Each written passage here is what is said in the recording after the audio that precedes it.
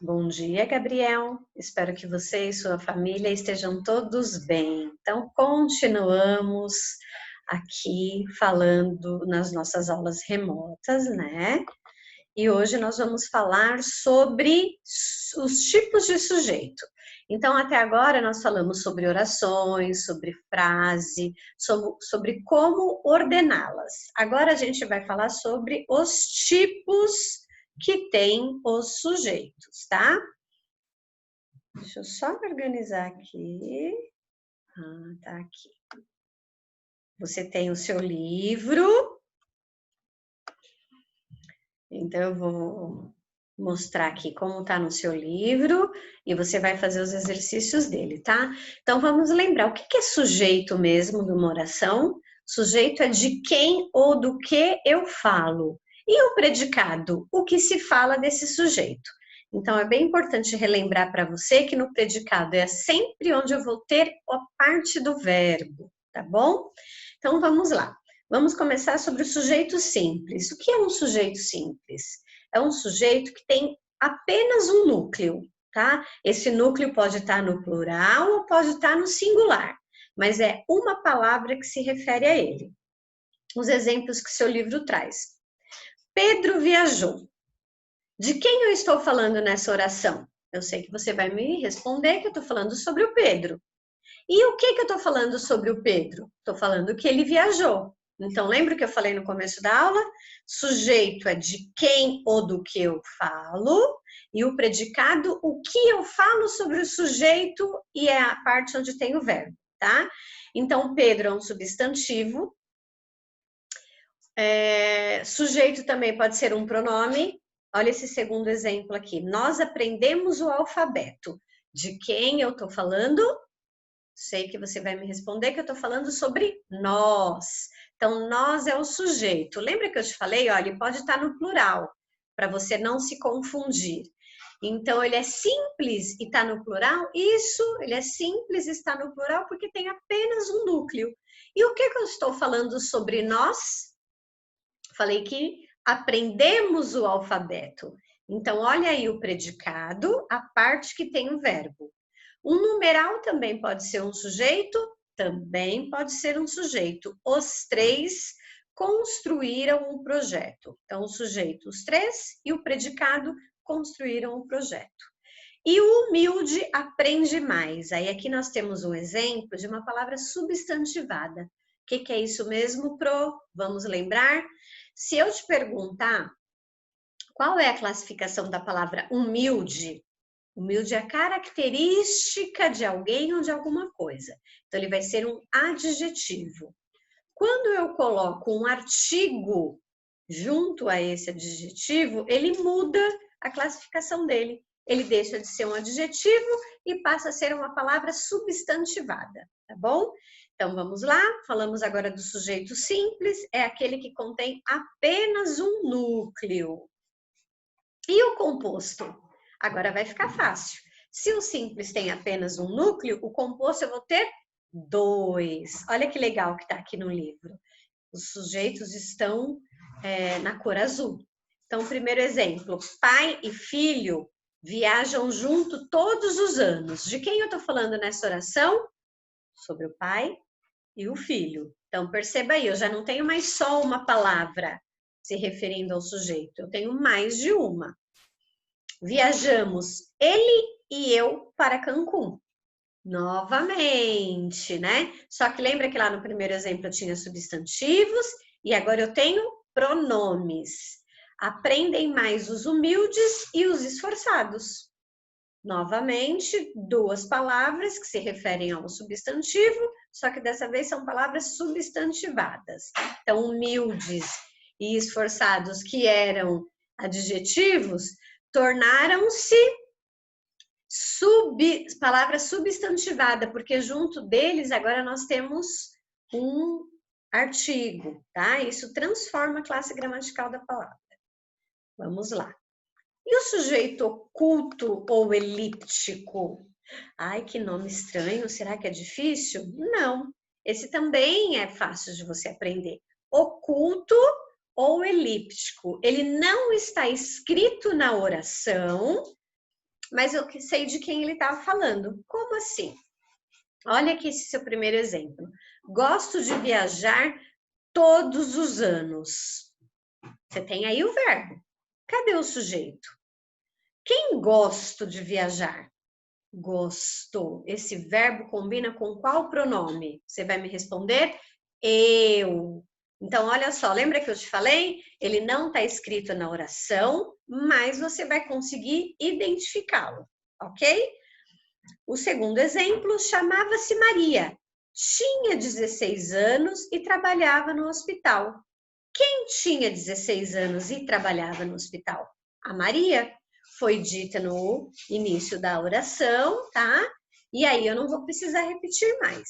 Então, esse é o sujeito oculto ou elíptico.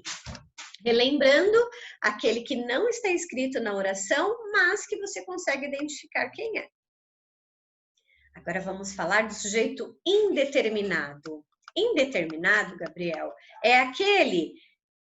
o oculto, pela terminação verbal, eu consigo identificar a pessoa. O indeterminado, não, tá? Então, olha lá, esse verbo, essa oração que está aqui para você. Anunciaram a morte do prefeito.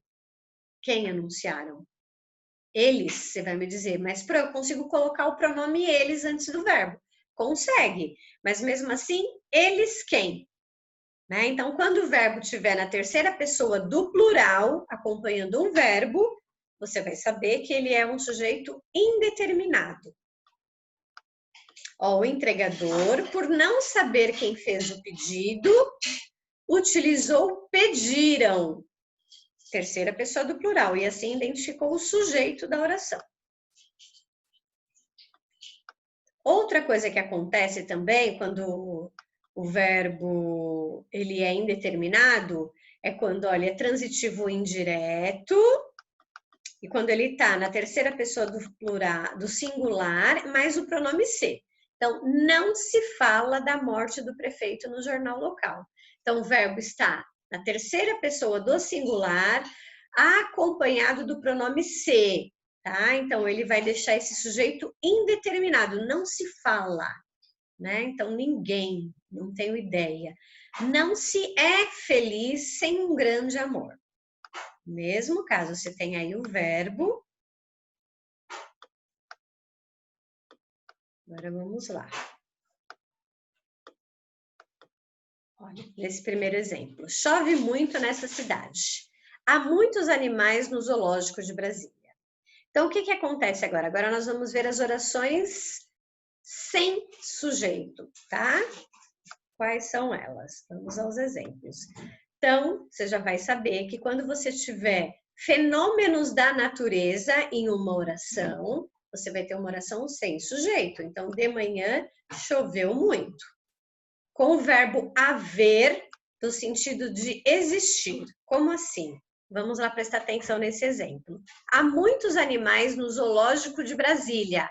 Há é o verbo haver. Eu consigo substituir pelo verbo existir? Vamos ver se combinam? Existem muitos animais no zoológico de Brasília. Combinou, certo? Então, você vai identificar que o verbo haver, quando ele tem o mesmo significado, o mesmo sentido de existir, nós temos aí oração sem sujeito.